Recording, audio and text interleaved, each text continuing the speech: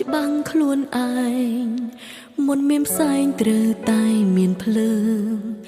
មិនខុសពីរឿងយើងមិនមែនសុកស្រាប់តែបែកគ្នា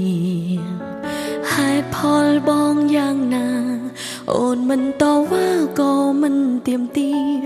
បើបងចង់បែកគ្នាបំពេញបំណងមាសមេច្រើនឆ្នាំដែលចែកផ្លូវបងរស់នៅសុខសប្បាយទេប្រើជីវិតនឹងគេបងមានក្តីសុខឬអត់រៀមរាក្រោយពេលបងចេញទៅបន្សល់ទុកនៅអារម្មណ៍សោកសៅឯកាអត់តែនឹកឃើញបងពេលណាទឹកនេត្រាក៏ហូរស្រង់នឹកបងពីចំងាយទោះយើងឆ្ងាយមិនបានក្បែរគ្នាតែអារម្មណ៍នៅតែនឹកវាដល់បងគ្រប់ពេលចង់ឆាតទៅចង់ខ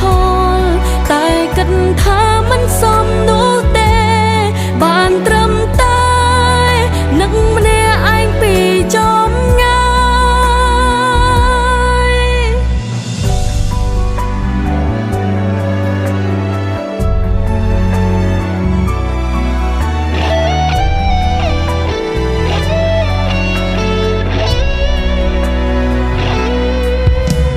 ក្រោយពេលបែកពីអូនសង្ឃឹមស្ងួនកែប្រែនិស្ស័យ